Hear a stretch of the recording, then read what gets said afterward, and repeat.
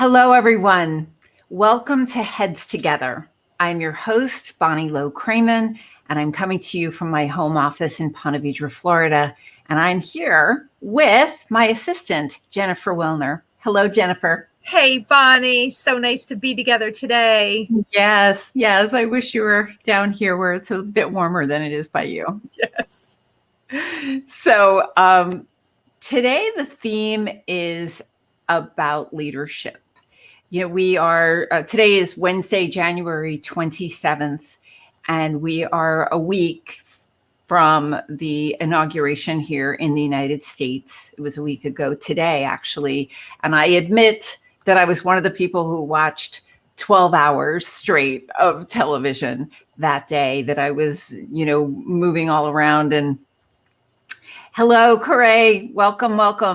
Great to see you. And Jackie, welcome. Come on in. Today's theme is about leadership.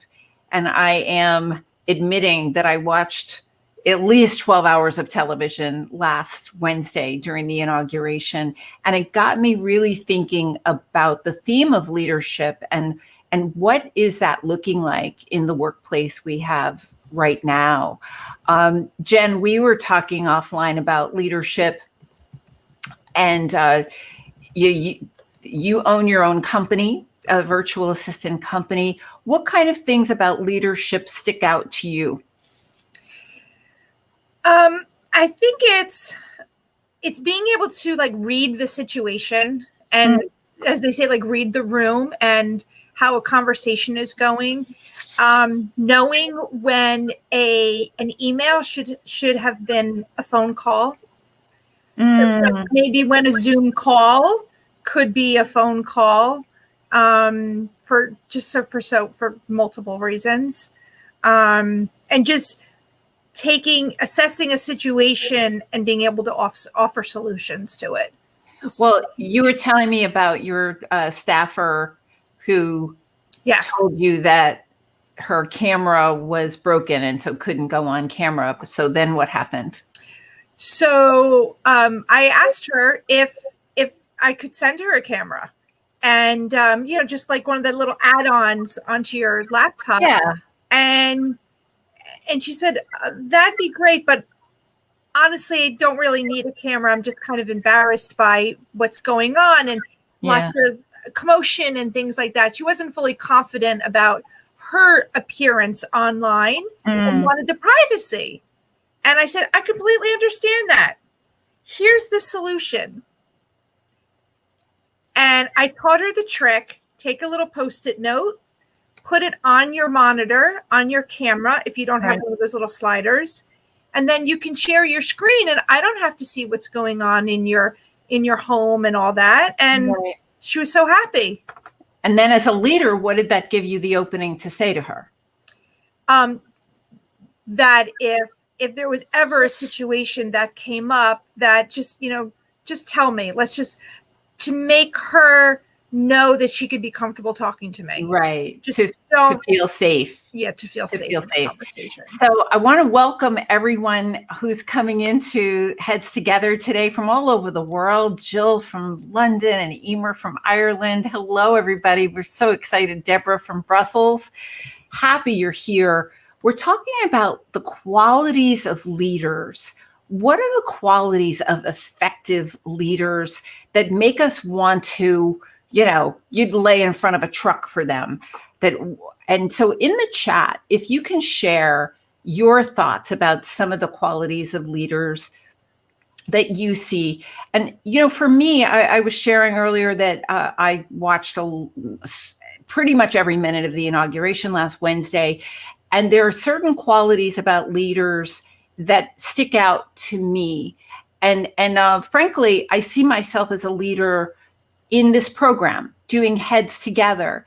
And therefore, I am acknowledging that today is Holocaust Remembrance Day. I feel a responsibility as a leader to bring to the attention of people who are interested in, just not just, but in history and in learning from the past, because only by looking back, we as assistants know this, only by looking back can we correct things in the future. We're all going to mess up, and we just need to come up with strategies as leaders. If you're a staffer, you're a leader, and if you're in charge, you're a leader. So I'd love to know the qualities that you're thinking about for effective leadership. And while you're doing that, I want to share my screen, because in the aftermath of the inauguration last Wednesday, if you follow me on LinkedIn, which I hope you do, I posted a number of posts about the inauguration. One of the posts I put up was about Kamala Harris. Kamala Harris, who is the new Vice President of the United States, and she is the first woman who is ever holding this office, and she happens to be half Black and half East Indian. So Jen, could you share we just pulled it up from LinkedIn. Can you see that, Jen? Is it? There we go. Okay. You'll see that this post where I wrote, "Congratulations, Madam Vice President Kamala Harris. Be careful where you step, ladies. There's glass everywhere." And that's making reference to the glass ceiling, right? And it's a great image of all the male vice presidents in American history, with Kamala on the right side, Vice President Harris. I don't mean to be disrespectful. And you see that the number of views is up to 10,511. Is that right, Jen? I can't see it. Okay, 10,511. And I mean, you can go on LinkedIn and you can see it. But so Jenna, if you can pull that down, I just want to make the point that I have never received over 10,000 views on anything I've posted. And I started thinking, what's hitting the nerve? Clearly, it's a post that hit a nerve with lots of positive response about the post about broken glass. And I realized that part of it must be, and you can confirm for me, that she is doing something that's never been done before, right? That's a quality of a leader. I would argue that it would take some bravery to do something that's never happened before. How many times in our lives are we a first?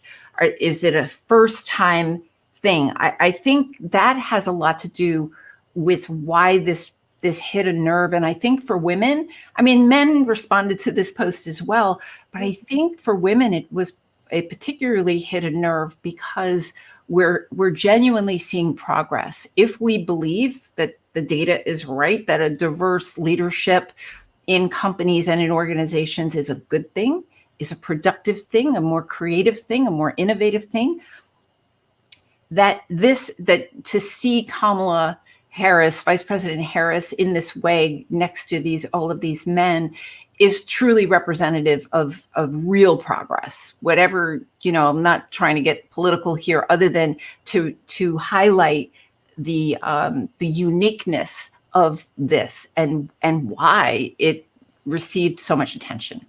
So Jen, let's take some comments here. So we have Deborah. Leaders are trustful people who inspire others to achieve more for a common good. So we trust them. We want to trust our leaders, that they are going to do what they say they're going to do, that we can believe their words. It's not that they're saying one thing and are doing another. That I recall that the definition of that is being a hypocrite. So we want that in our leaders. What else, Jen? What else do we have? Jill commented, the best leaders she's worked for have had extraordinary emotional intelligence and humility. That their ego, that they don't have a huge ego. I was speaking with a leadership coach in the last couple of weeks who shared that one of the biggest problems, we were talking about workplace bullying, and that if someone has a very big ego, that's going to be very hard to address in a person with a very large ego. So being humble and having high emotional intelligence seems to be the opposite of that. And that would be a very good thing. Yeah. What other comments do we have? Sandy, great leaders show their vulnerabilities and they are great listeners. Agreed. Alan Alda, keep that up on the screen a sec, Jen. Alan Alda, the actor from MASH, had a wonderful quote recently. He has a podcast, by the way, which is really great. It's called Clear and Vivid. I've always been a really big fan of Alan Alda. He's such a bright guy. And he said that true listening is allowing the other person to change you. And then I thought that's a really great quote. And then about vulnerability, most of you probably have heard of Brene Brown, who is the psychologist out of Houston, and she has a great TED Talk. And she talks so much about vulnerability, and that when we have the courage to be vulnerable, that allows others to be vulnerable as well. And that allows rapport and to let down our guard. Nobody's perfect here. So let's see other comments, Jen. Absolutely. Some listening, coaching, vulnerability, having the courage to share experiences. Right.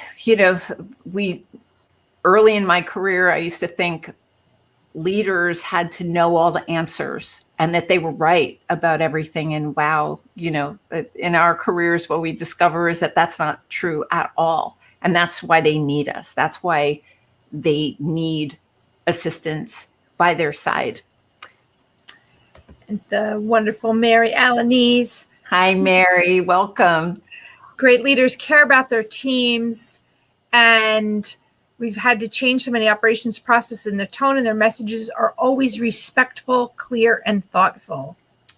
That really important comment there, Mary. I recall after the pandemic was clear that we had a major emergency on our hands, some of the most successful leaders, what they did was that they did sometimes daily town halls, or certainly several times a week, town halls, virtually to the whole team to reveal, it's not that they had all the answers, but that they were accessible to the team. That's such a great quality, to show respect for everyone by giving them information. I think some of the qualities of the best leaders out there are the ones who choose transparency and honesty and accountability. Where it is considered a very positive thing to, reveal issues that we don't have it all figured out, but let us figure it out together, kind of thing. Mm-hmm. And that's being vulnerable, and that's being honest. Absolutely. Any other comments? Another from Jill: perseverance in the face of criticism and belief in their own cause, bravery, and conviction. Yeah. Leadership can be a pretty lonely existence. That, there's that saying that it's lonely at the top.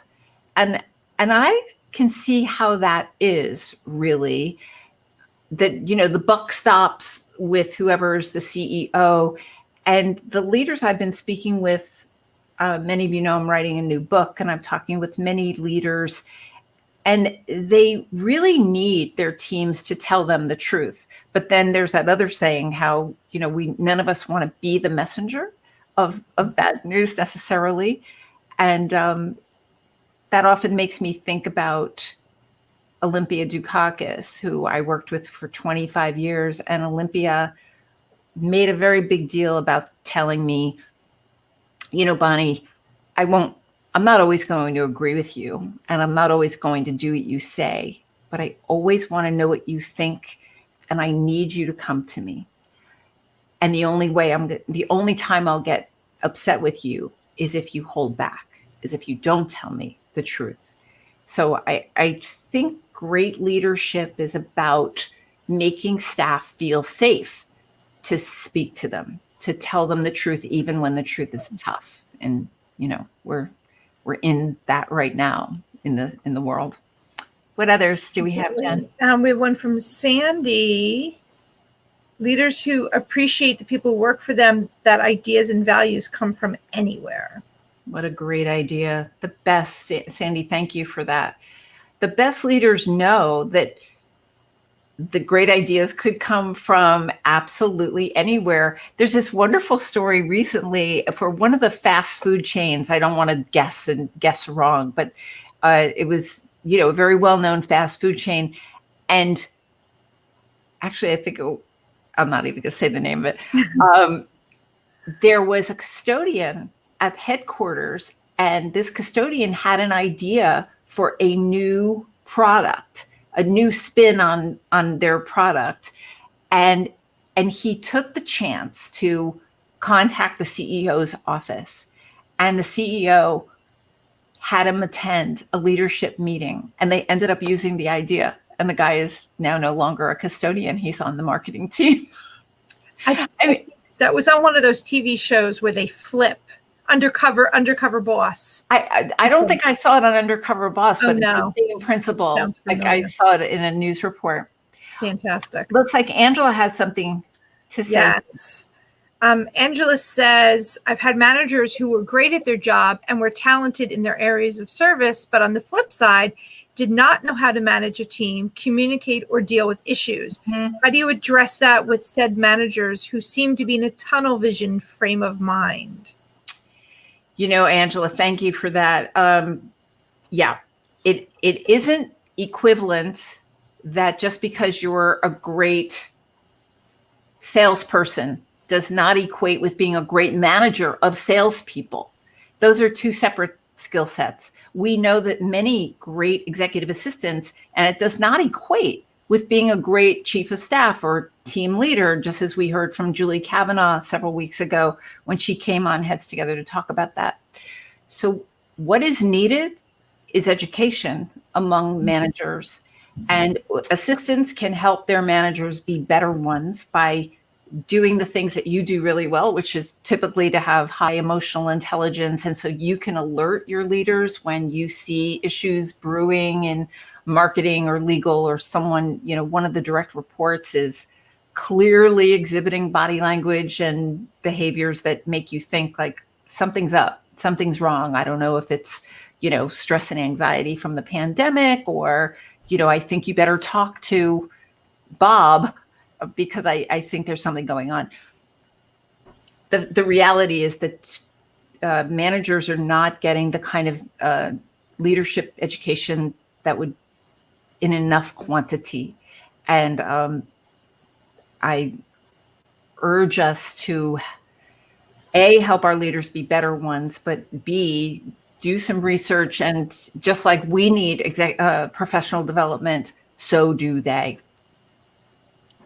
So often EAs lead the leaders, and leaders need leaders. Yes, we do. We absolutely do. We need each other. We all come to the table with a variety of different skills. So what other interesting subjects do we have? Chris said, great leaders are humble enough to apologize. Right. It's not a sign of weakness, is it? To apologize. It's actually a sign of strength to apologize when we're wrong. And, some of you know, I'm a huge fan of Sheryl Sandberg, who's the COO of Facebook. She's Mark Zuckerberg's number 2 person. She's been doing that for years. And she wrote that book, Lean In, which I love. And one of the points she makes in the book is that, and this is especially true for female leaders, but it's true for male leaders, but she was talking about female leaders and how, just with the situation with Vice President Harris, it was major for her to be ambitious enough to even try to run for president. And then she ran for vice president. She got chosen to run for vice president. And Sheryl Sandberg's point is that when someone like Vice President Harris, just a female leader rises to a position of power, that's a big deal in and of itself. And it can be lonely up there. So the point is that if you believe that, the female leaders we're talking about are worthy of the position, then the point is, let us really support them to not only get there, but to stay there. And that means that when they mess up, which it's going to happen, that we cut them a break, that we are not harsh, that we try to be gracious about it. And I want that for male leaders too, that there's no leader out there. Leadership does not mean being perfect. So it seems advisable that we need to forgive, to cut people a break. We want that, don't we? There's no one I've ever met who hasn't made a mistake. And, we need to apologize. We need to own it. And we need to say how it won't happen again. How can we fix it for the future? I just think there's not enough conversation around supporting our female and male leaders to stay in positions of power, even when they occasionally mess up in a minor way. Definitely. So, Angela, thank you, Angela, for clearing for. Oh, right. Yes, that's it. Frito-Lay. Yeah, that's the one. And he created the idea for the flaming hot Cheetos. Exactly. And now he's a VP. He's a vice president. I love stories like that. Fantastic. He took the initiative. And I recall, I think I read that he was really nervous to submit the idea, but it was a good idea. Great ideas can come from anywhere. And I'm a big fan of the notion that our teachers are everywhere. It could be at the supermarket. It could be a person you meet at church. Right? The trick is to be open to these people and to not dismiss someone just because they don't necessarily look the part. I don't know, for those of you who watched the inauguration, and perhaps you've seen on social media, Amanda Gorman, the young 22-year-old woman who she's the youngest poet laureate in the country. And she wrote a poem that she read at the inauguration. And it was such a beautiful act. And what was so interesting is that it was Dr. Jill Biden who found her. I read her book, and recommended her to write a special poem for the inauguration. And my goodness, I just read today, she's that young woman. Not only are her books on number one on Amazon, but now she's been taken on by a modeling agency. It's like, you just never know when you're doing your work, how it's going to be recognized. And we don't know who's watching, right? We just don't. Never know. And what she overcame. What's that? And what she overcame. I mean, she did not have an easy time becoming with her speech, from what I understand. What did she? I believe, I'm not sure if she was a late developing with speech, but I did read somewhere, I'm sure in our very intelligent audience here, someone will fill us in on words. Did she use Hamilton, the text from Hamilton, to practice? I mean, she was so articulate and it's so impressive. And that's a quality of a great leader, isn't it? When we're talking about leadership, is about being able to articulate your message in a clear way, in a way where people can hear it. What else do we have here? So, Carol has a comment. Amanda offered a position with Morgan State University. She was a stutterer. Yep. Okay. I was just like President Biden himself was a stutterer. And Sandy has a comment. Sandy, yep. I made big mistakes and have used my learning and action plans to help my direct reports when they make the same mistake. And I let them know I've messed up too. Yeah, we're in this thing together. And, as this workplace proceeds in 2021, what I see in my conversations with HR professionals and recruiters and leaders is that everybody's being tested right now. That there still are more questions than answers, and it's going to be a big test for leaders who were still on pretty unprecedented ground.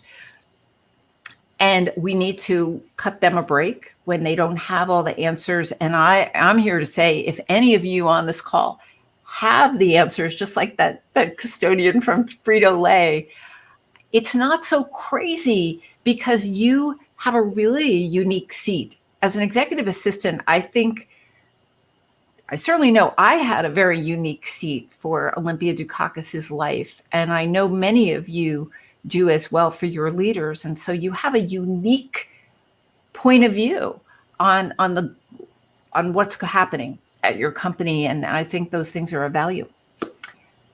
Absolutely. Absolutely. So Lorraine, you comment from Jill.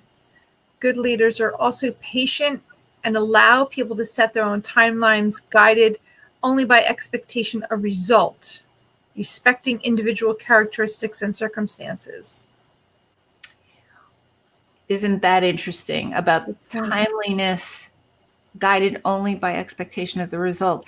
I think good leaders view their staff as individual humans and people who, in terms of timelines, we have different energy levels. You know, Jen knows I'm a super early morning person, so I'm going to send her emails at 5 a.m. and sometimes earlier, but there's no way I expect an answer then.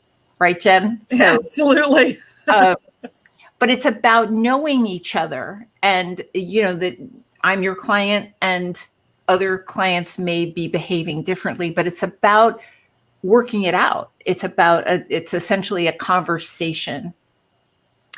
One other thing that struck me about the inauguration last week was how, as an assistant, I was looking at it from an event planning kind of point of view and the organization of it, that the pacing of it and the colors of it. It was just so interesting to look at it from a production point of view, and that certainly appealed to me.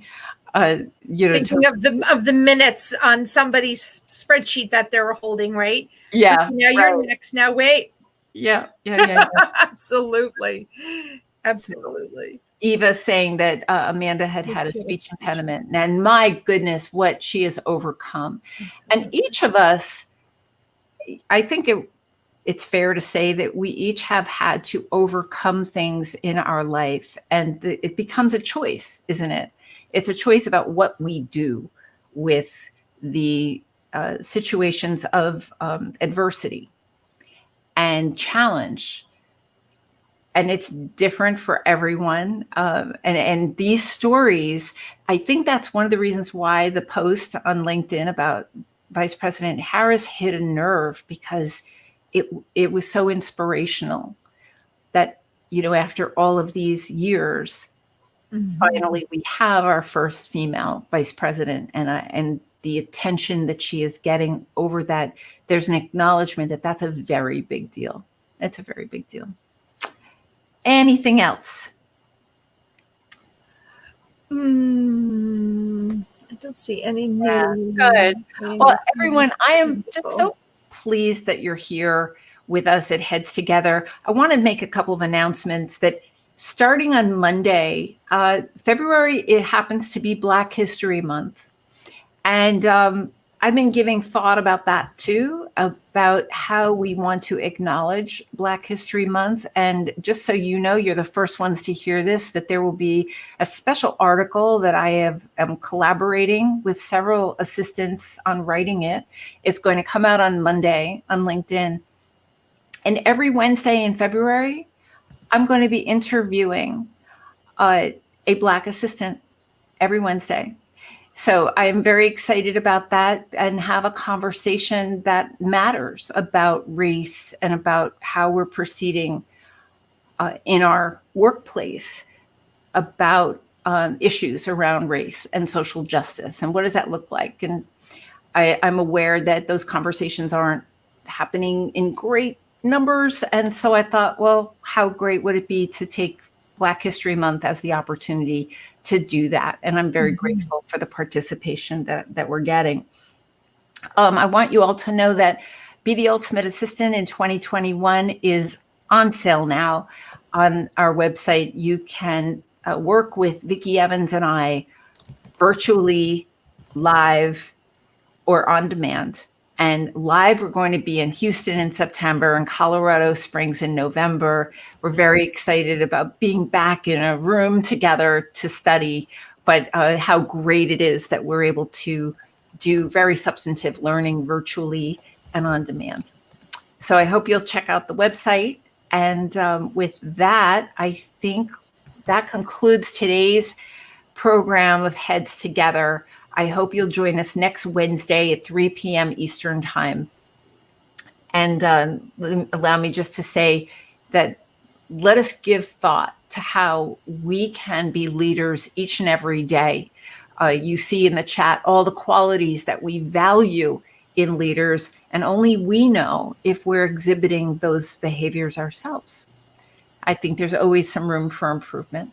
Always. So, Jen, thank you for sharing and for helping me as always. Of course. And we will see you next week. Sure. Thank you, everyone. All right. Take care, everyone. See you next week.